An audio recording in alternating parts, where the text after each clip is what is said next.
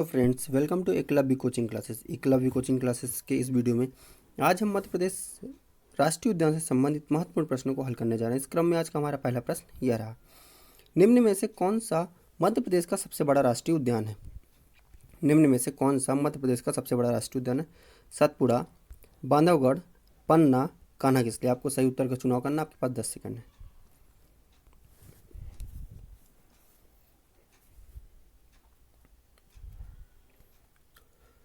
उम्मीद करते हैं मित्रों आपने सही उत्तर का चुनाव किया होगा। इसका सही उत्तर है कान्हा किसली राष्ट्रीय उद्यान।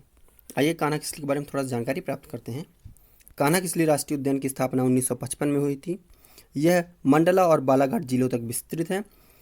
1955 में इसे राष्ट्रीय उद्यान का दर्जा देने से पहले 1952 में इसे अभ्यारण्य बनाया गया था। इसका क्षेत्रफल 940 वर्ग किलोमीटर है और 1974 में, कब 1974 में यहाँ पर प्रोजेक्ट टाइगर की शुरुआत की गई थी और भारत में 1973 में, अर्थात भारत में 1973 में प्रोजेक्ट टाइगर की शुरुआत की गई और मध्य प्रदेश में 1974 में प्रोजेक्ट टाइगर की शुरुआत की गई। कहाँ से? कान्हा किसली राष्ट्रीय उद्यान से। यह मध्य प्रदेश का पहला और सबसे बड़ा राष्ट्रीय उद्यान है। इसका अधिकांश क्षेत्र मंडला जिले में विस्तृत है। यहाँ पर दो जिलों का जिक्र किया गया। हमने कहा कि कान्हा किसली राष्ट्रीय उद्यान का विस्तार कहाँ कहाँ है? मंडला जिले में और बालाघाट, यह दोनों अलग अलग जिले हैं। तो इसका सर्वाधिक विस्तार कहाँ पे पाया जाता है? सर्वाधिक विस्तार मंडला जिले में पाया जाता है। मध्य प्रदेश में सर्वाधिक बाघ, क्या सर्वाधिक बाघ कहाँ पर पाए जाते हैं? तो कान्हा किसली में सर्वाधिक बाघ पाए जाते हैं। बाघ के अलावा यहाँ पे काला हिरण पाया जाता है। ब्रेडरी प्रजाति के 12 सिंघा भी यहाँ पाए जाते हैं। और ये जो 12 सिंघा हैं, जो 12 सिंघा हैं, इन्हें कान्हा का क्या कहा जाता है? गहना कहा जाता है। आपसे कभी प्रश्न पूछता है कान्हा का गहना किसे कहा जाता है, तो कान्हा का गहना किसे कहा जाता है? 12 सिंघा को कहा जाता है। ठीक है। यदि आपसे कभी प्रश्न पूछता है कि कान्हा किसली का विस्तार कहाँ है, किन जिलों में है, तो मंडला और बालाघाट जिलों में। कान्हा का गहना कौन है? तो 12 सिंघा है। इसके अलावा इस कान्हा किसली से बंजर एवं सुपर्णा नामक दो नदियां प्रवाहित होती हैं और यहाँ पर दो घाटियाँ हैं। कौन कौन सी दो घाटियाँ हैं? हालो घाटी और बंजर घाटी। हालो घाटी कहाँ पड़ता है? बालाघाट में। और बंजर घाटी कहाँ पड़ती है? तो मंडला में। आपसे कभी प्रश्न पूछता है कि हालो घाटी किस जिले में है, तो हालो घाटी बालाघाट जिले में है। बंजर घाटी किस जिले में है, तो बंजर घाटी मंडला जिले में है। और आपसे यदि कभी प्रश्न यह पूछा हालो घाटी और बंजर घाटी किस राष्ट्रीय उद्यान में पड़ते हैं, तो यह कान्हा किसली राष्ट्रीय उद्यान में पड़ते हैं। इसके अलावा यह जो है ना बंजर घाटी, ये जो बंजर घाटी है, इसका जिक्र किया गया था एक पुस्तक में। उस पुस्तक का नाम है wild animal in central India. कभी आपसे प्रश्न पूछता बंजर घाटी का जिक्र किस किताब में किया गया, तो उस किताब का नाम है wild animal in central India. अब प्रश्न यह उठता है कि wild animal in central India के लेखक कौन है, तो इसके लेखक है ब्रांडेयर। कौन है? Brander. Wild animal in central India के लेखक कौन है? ब्रांडेर। अब कान्हा किसली का सबसे ऊंचा स्थान कौन सा है? सबसे ऊंचा स्थान कौन सा है? बामनी दरार। ठीक है ना। इससे क्या कहा जाता है? कान्हा का सूर्यास्त बिंदु कहा जाता है। आपसे कभी प्रश्न पूछता है कि कान्हा का सूर्यास्त बिंदु किसे कहा जाता है, तो बामनी दरार को कहा जाता है। इसके अलावा 2017 में भूर सिंह द 12 सिंघा को कान्हा किसली ने अपना शुभांकर बनाया था। कब? 2017 में कान्हा किसली ने अपना शुभांकर किसे बनाया था, तो भूर सिंह द 12 सिंघा को। उम्मीद करते हैं मित्रों आपको समझ में आया होगा। आप चलते हैं अपने अगले प्रश्न की तरफ। हमारा अगला प्रश्न क्या है? कौन सा अभ्यारण्य उमरिया जिले में आता है? कौन सा अभ्यारण्य उमरिया जिले में स्थित है या आता है? घाटी गांव, संजय डोबरी, बांधवगढ़, कान्हा किसली। आपके पास 10 सेकंड। 10 सेकंड में आपको सही उत्तर का चुनाव करना है।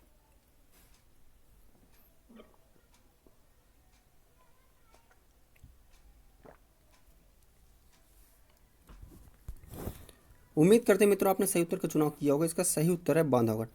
मित्रों आपको याद होगा जब हमारा पहला सेशन आया था, पहले सेशन का दूसरा ही क्वेश्चन था कि बांधवगढ़ दुर्ग, क्या बांधवगढ़ दुर्ग किस जगह पे स्थित है। तब हमने बताया था कि बांधवगढ़ दुर्ग कहाँ पे है?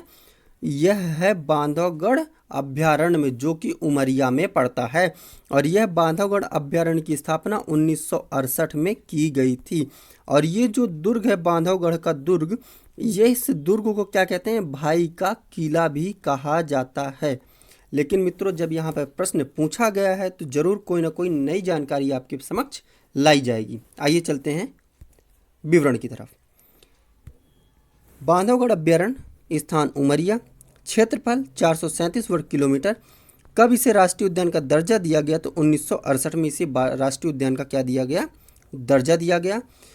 यहाँ पर स्थित किले को भाई का किला कहा जाता है। यहाँ पर सर्वाधिक बाघ घनत्व पाया जाता है। आपसे कभी प्रश्न पूछता है कि मध्य प्रदेश में सर्वाधिक बाघ कहाँ पाए जाते हैं, क्या बाघ कहाँ पाए जाते हैं? तो आपको टिक करना है कान्हा किसली पे। लेकिन सर्वाधिक बाघ घनत्व शब्द में आ रहा है, घनत्व शब्द का प्रयोग किया है। तो घनत्व क्या है? सर्वाधिक बाघ घनत्व कहाँ पाया जाता है? तो बांधवगढ़ में। कैसे? कि 8 किलोमीटर प्रति क्षेत्र पे एक बाघ पाया जाता है। इस बाघ की तुलना इस उद्यान की तुलना, बांधवगढ़ राष्ट्रीय उद्यान की तुलना राजस्थान के रणथंभौर उद्यान से की गई है। आपसे कभी प्रश्न पूछता है कि राजस्थान के रणथंभौर राष्ट्रीय उद्यान की तुलना किससे की गई है? तो बांधवगढ़ राष्ट्रीय उद्यान की तुलना राजस्थान के रणथंभौर नामक राष्ट्रीय उद्यान से की गई है। ये जो है ना क्या बांधवगढ़ राष्ट्रीय उद्यान, कौन सा? बांधवगढ़ राष्ट्रीय उद्यान, इसे लैंड ऑफ व्हाइट टाइगर कहते हैं, अर्थात सफ़ेद शेर का घर कहते हैं। सफ़ेद शेर का घर या सफ़ेद शेर का क्षेत्र किसे कहा जाता है? बांधवगढ़ राष्ट्रीय उद्यान को। इसके अलावा यहाँ पर जो ये सफ़ेद शेर है 1914-15 में सबसे पहले देखा गया। कब देखा गया? 1914-15 में सबसे पहले सफ़ेद शेर को देखा गया, सफ़ेद बाघ को देखा गया। किसने देखा? तत्कालीन राजा वेंकट रमन सिंह ने सबसे पहले 1914-15 में सफ़ेद बाघ को देखा था। फिर 28 मई 1951, कौन सा दिन आता है? 28 मई 1951। इस दिन बांधवगढ़ के जंगल में मड़वास के समीप, किसके समीप? ये जो मड़वास है, मड़वास कौन सा क्षेत्र आता है? भरथरी वन क्षेत्र। तो बांधवगढ़ के जंगल में मड़वास के समीप भरथरी वन क्षेत्र में तत्कालीन रीवा के महाराजा मार्तंड सिंह, कौन? राजा मार्तंड सिंह ने एक सफ़ेद शेर को देखा और पकड़ा, जिसे नाम क्या रखा? मोहन। ठीक है ना, अर्थात सबसे पहले किसने पकड़ा? मार्तंड सिंह ने पकड़ा और नाम क्या रखा? मोहन। ये जो भरथरी वन क्षेत्र है, हमने क्या बोला? भरथरी वन क्षेत्र। ये जो भरथरी वन क्षेत्र है वर्तमान में संजय डोबरी राष्ट्रीय उद्यान के अंतर्गत आता है। और ये संजय डोबरी राष्ट्रीय उद्यान कहाँ पे है? ये सीधी में आता है। इसके अलावा ये जो वन क्षेत्र है बांधवगढ़ वन राष्ट्रीय उद्यान, ये हाथियों के आरक्षित निवास के लिए गौर पुनर्वास योजना संचालित की, अर्थात यहाँ पर बांधवगढ़ राष्ट्रीय उद्यान में हाथियों के आरक्षित निवास के लिए गौर पुनर्वास योजना संचालित की जाए। आपसे कभी प्रश्न पूछता है कि हाथियों के आरक्षित क्षेत्र के लिए कहाँ पर गौर पुनर्वास योजना संचालित की जा रही है? तो बांधवगढ़ राष्ट्रीय उद्यान। यहाँ से चरण गंगा नदी प्रवाहित होती, कौन सी नदी प्रवाहित होती है? चरण गंगा नदी प्रवाहित होती है। यह बंगाल टाइगर के लिए प्रसिद्ध है। यहाँ पे क्या है? बंगाल टाइगर के लिए ये प्रसिद्ध है। इसके अतिरिक्त यहाँ पर भालू, चीतल, नीलगाय, हिरण, अन्य जीव भी क्या है? पाए जाते हैं। इसके अलावा यहाँ पर सीता नामक बाघिन पाई गई थी। कौन सी बाघिन? सीता नामक बाघिन पाई गई थी, जिसके नाम क्या है? सीता नामक बाघिन, जिसके नाम सबसे ज़्यादा फोटो खिंचाने का रिकॉर्ड है। अगर कभी प्रश्न पूछता है कि सबसे ज़्यादा फोटो खिंचाने का रिकॉर्ड किस बाघिन के नाम है? तो सीता नामक बाघिन के नाम है। इसके अलावा नेशनल जियोग्राफी मैगजीन, एक मैगजीन होती है, उस मैगजीन ने, कौन सी? नेशनल जियोग्राफी मैगजीन ने अपनी पत्रिका के मुख्य पृष्ठ पर, कहाँ? मुख्य पृष्ठ पर किसकी फोटो तस्वीर छापी थी? सीता बाघिन की तस्वीर छापी थी। इसके अलावा चार्जर नामक एक बाघ पाया जाता था, ठीक है ना, और चार्जर नामक बाघ के नाम पर बांधवगढ़ के एक स्थान का नाम क्या रखा गया? चार्जर पॉइंट रखा गया। कभी आपसे प्रश्न पूछता है कि चार्जर पॉइंट कहाँ पर है, तो आपको बताना होगा कि बांधवगढ़ अभ्यारण्य में चार्जर पॉइंट है। और कभी आपसे पूछता है कि भरथरी वन क्षेत्र किसके अंतर्गत आता है, तब बांधवगढ़ वन क्षेत्र के अंतर्गत नहीं, अपितु संजय डोबरी वन क्षेत्र के अंतर्गत आता है। उम्मीद करते हैं मित्रों आपको इतनी जानकारी समझ में आई होगी। अब चलते हैं अपने अगले प्रश्न की तरफ। हमारा अगला प्रश्न यह रहा, आम तौर पर निम्न में से कहाँ पैराडाइज फ्लाई कैचर, कौन सा? पैराडाइज फ्लाई कैचर बुलबुल पाए जाते हैं, ठीक है ना, अर्थात कहाँ पे इन्हें संरक्षित किया जाता है? शिवपुरी, पन्ना, संजय डोबरी कह सकते हो या कि संजय रिजर्व वन कह सकते हो। कान्हा किसली। आपको सही उत्तर का चुनाव करना है, आपके पास 10 सेकंड।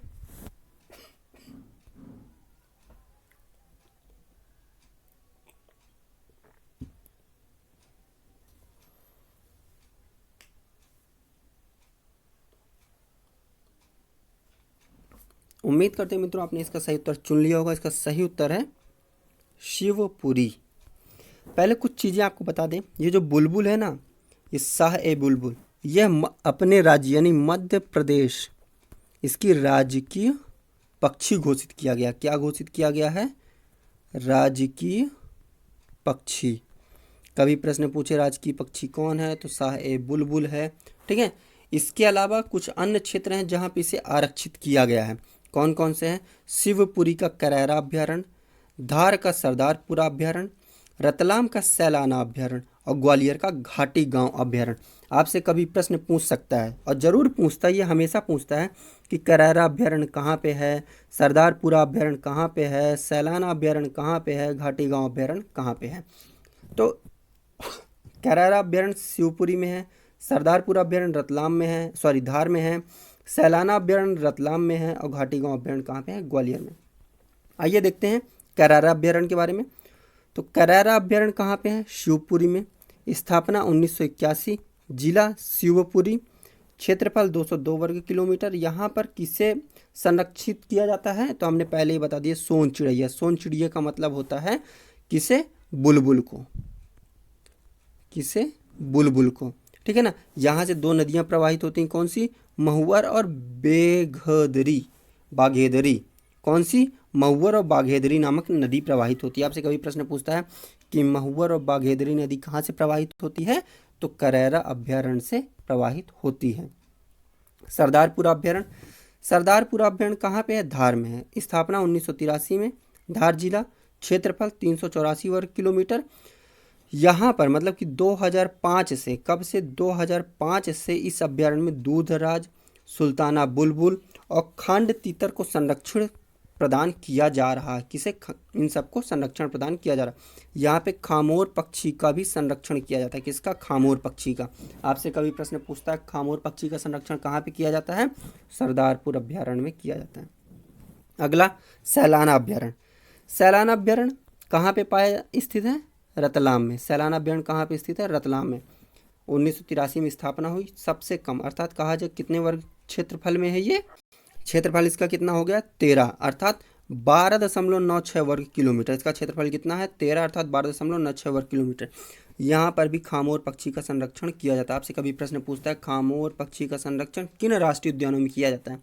सैलाना और सरदारपुरा, ये दोनों राष्ट्रीय उद्यान किसका संरक्षण करते हैं? खामोर पक्षी का। अगला है कि यह अभ्यारण्य कौन सा? सैलाना अभ्यारण्य। कौन सा अभ्यारण्य? सैलाना अभ्यारण्य किस चीज़ के लिए है? काठियावाड़ अर्थात गुजरात के सूखे पर्णपाती जंगलों के इकोर्जियन के एक भाग के रूप में जाना जाता है। यहाँ पर जो पक्षियों की प्रजाति पाई जाती थी, उन पक्षियों की प्रजाति पर डॉक्टर सलीम अली ने एक पुस्तक लिखी थी।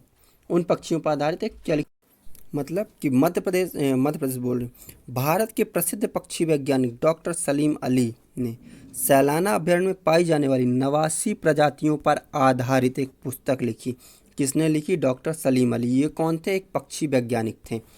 घाटी गांव अभ्यारण्य कहाँ पे है? घाटी गांव अभ्यारण्य ग्वालियर में है। स्थापना 1981 में। क्षेत्रफल 511 वर्ग किलोमीटर। शाह ए बुलबुल को संरक्षण प्रदान किया जाता है। ठीक है ना। इसके अलावा यहाँ पे चिंकारा, नीलगाय, सांभर जैसे शाकाहारी जीव भी क्या है? पाए जाते हैं। यह अभ्यारण्य सिंधिया और तोमर वंशों का क्या था? शिकार स्थल हुआ करता था। अब चलते हैं अगले प्रश्न की तरफ। हमारा अगला प्रश्न यह रहा, पालपुर कूनो अभ्यारण्य किस जिले में स्थित है? मुरैना, श्योपुर, डबरा, दतिया। आपको 10 सेकंड दिए जाते हैं। 10 सेकंड में आपको सही उत्तर का चुनाव करना है।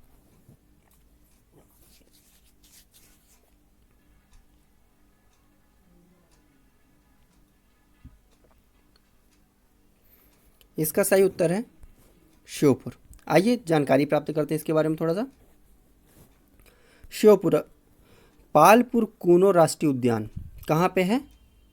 सॉरी मित्रों, यहाँ पे शिवपुर लिखा है, शिवपुर नहीं है अभी, तो यहाँ पे क्या है, श्योपुर है। आप याद रखिएगा, यहाँ पे क्या लिखा हुआ, श्योपुर अभ्यारण्य है, यहाँ पे शिवपुर नहीं है।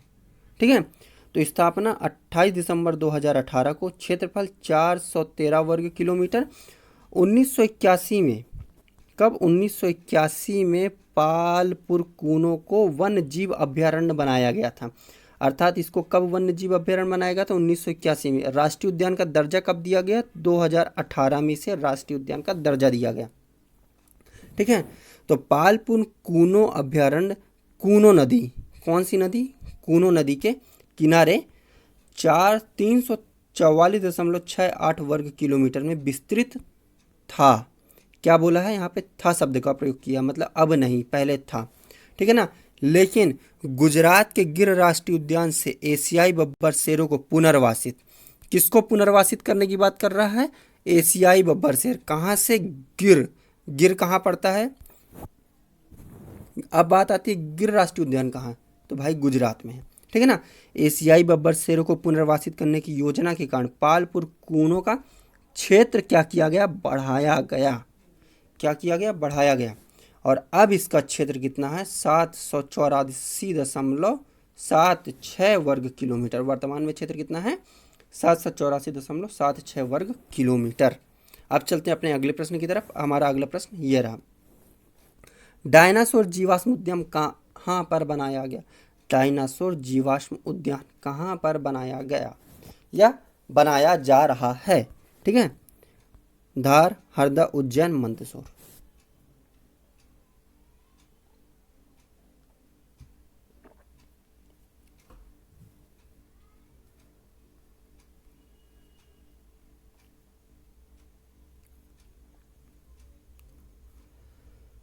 उम्मीद करते हैं मित्रों आपने सही उत्तर का चुनाव किया। इसका सही उत्तर है धार। आइए जानकारी प्राप्त करते हैं। डायनासोर राष्ट्रीय उद्यान, कौन सा, डायनासोर राष्ट्रीय उद्यान कहाँ पे है, धार में। स्थापना 2010। ठीक है ना। क्षेत्रफल 89.74। यह प्रदेश का दूसरा, याद रखिएगा दूसरा। तो बात आती है पहला कौन सा है, तो पहला है डिंडोरी में, मंडला डिंडोरी क्षेत्र में फॉसिल नेशनल पार्क, अर्थात जीवाश्म राष्ट्रीय उद्यान मध्य प्रदेश का पहला जीवाश्म राष्ट्रीय उद्यान है। ठीक है ना। दूसरा कौन सा है जीवाश्म राष्ट्रीय उद्यान मध्य प्रदेश का, डायनासोर राष्ट्रीय उद्यान। याद रहेगा मित्रों, डायनासोर राष्ट्रीय उद्यान दूसरा जीवाश्म राष्ट्रीय उद्यान है, पहला है मंडला डिंडोरी में स्थित फॉसिल नेशनल पार्क। इसके अलावा बाघ एवं जाबोट नदी किनारे यह स्थित है। ठीक है ना। 19 सितंबर 2015 को 6.5 करोड़ वर्ष पुराने डायनासोर के जीवाश्म प्राप्त किए गए। कब, 6.5 करोड़ वर्ष पुराने डायनासोर के पद चिन्हों के जीवाश्म क्या किए गए, प्राप्त किए गए। कहाँ से, बाघ नदी के किनारे से। आपसे कभी पूछता है प्रश्न कि 6.5 करोड़ वर्ष पुराने डायनासोर के पद चिन्ह किस नदी के किनारे से प्राप्त किए गए, तो बाघ नदी के किनारे से। और ये कौन सा है, दूसरा है। पहला कौन सा है, डिंडोरी मंडला में स्थित जीवाश्म राष्ट्रीय उद्यान, अर्थात पहला कौन सा हुआ, तो फॉसिल नेशनल पार्क। अब चलते हैं अगले प्रश्न की तरफ। हमारा अगला प्रश्न क्या रहा, हमारा अगला प्रश्न है कि NH3 राष्ट्रीय राजमार्ग किस राष्ट्रीय उद्यान से निकलता है। वन विहार, जीवास, माधव, पन्ना। आपके पास 10 सेकंड है, 10 सेकंड में आपको सही उत्तर का चुनाव करना है।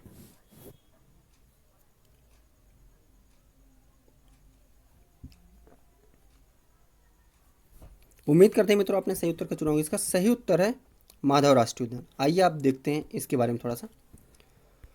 माधव राष्ट्रीय उद्यान कहाँ पे है, शिवपुरी। स्थापना 1958। क्षेत्रफल 354 वर्ग किलोमीटर। इस राष्ट्रीय उद्यान से बरही नदी, मनिहार नदी प्रवाहित होती है। अर्थात कभी प्रश्न आता है बरही नदी और मनिहार नदी किस राष्ट्रीय उद्यान से प्रवाहित होता है, तो माधव राष्ट्रीय उद्यान से। ठीक है। स्वतंत्रता पूर्व से पहले यह राष्ट्रीय उद्यान, स्वतंत्रता पूर्व से पहले यह राष्ट्रीय उद्यान सिंधिया राजाओं के लिए आरक्षित शिकार क्षेत्र था। ठीक है ना। अर्थात यहाँ पे आके शिकार खेलते थे।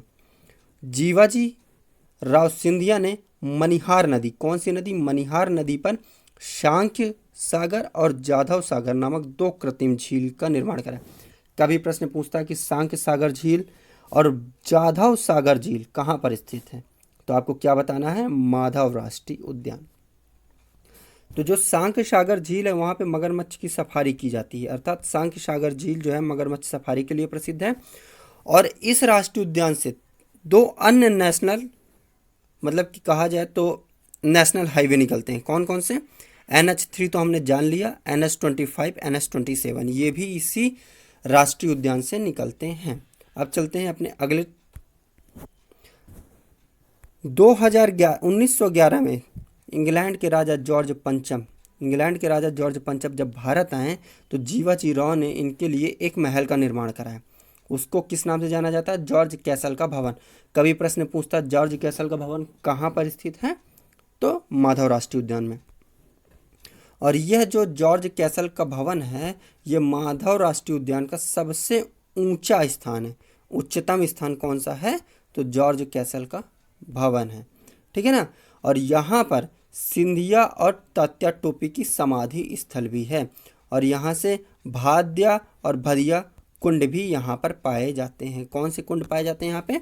भाद्या और भदिया कुंड। आपसे कभी प्रश्न पूछता है भाद्या और भदिया कुंड कहाँ पे पाए जाते हैं, तो माधव राष्ट्रीय उद्यान में। कभी प्रश्न पूछता है तात्या टोपी की समाधि और सिंधिया राजघरानों की समाधि स्थल कौन सा है, तो सीधा सा जवाब है माधव राष्ट्रीय उद्यान या फिर शिवपुरी। क्या है? शिवपुरी।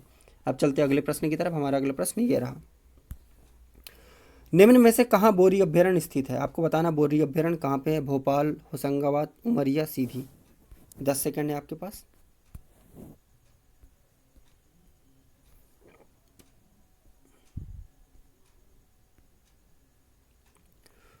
उम्मीद करते हैं मित्रों आपने सही उत्तर का चुनाव किया होगा। उसका सही उत्तर क्या है? होशंगाबाद। आइए जानकारी लेते हैं थोड़ा सा इसके बारे में। होशंगाबाद बोरी अभ्यारण्य कहाँ स्थित है? होशंगाबाद। स्थापना 1865 में। वर्ग किलोमीटर देखा जाए तो 486 वर्ग किलोमीटर। यह भारत का सबसे पुराना जंगलों में माना जाता है। क्या है? भारत के सबसे पुराने जंगलों में क्या है माना जाता है। यहाँ पर सागौन के वृक्ष सबसे अधिक पाए जाते हैं, ठीक है ना। इसके अलावा तेंदुपत्ता, बांस और साल आदि के वृक्ष भी पाए जाते हैं। अब चलते हैं अपने अगले प्रश्न की तरफ। हमारा अगला प्रश्न क्या है? फॉसिल राष्ट्रीय उद्यान कहाँ पर है? हमने पहले ही आपको बता दिया फॉसिल राष्ट्रीय उद्यान जब हमने आपको डायनासोर राष्ट्रीय उद्यान के बारे में बताया था। डायनासोर जीवाश्म राष्ट्रीय उद्यान जब हम आपको बता रहे थे, डायनासोर जीवाश्म राष्ट्रीय उद्यान जब हम बता रहे तभी हमने इसके बारे में बताया था, फॉसिल राष्ट्रीय उद्यान के बारे में। अर्थात मित्रों आज का हमारा आखिरी प्रश्न यह रहा, मध्य प्रदेश में घाटी गांव करेरा अभ्यारण्य किस चिड़िया के संरक्षण के लिए जाना जाता है? ये हम आपको पहले ही बता चुके, आगे हमने आपको इसको पढ़ाया है, बता दिया है। इसलिए आज का हमारा सेशन यहीं पर समाप्त होता है। मित्रों उम्मीद करते हैं कि जितनी जानकारी आपको दी गई है समझ में आया होगा। धन्यवाद। आपका दिन शुभ हो।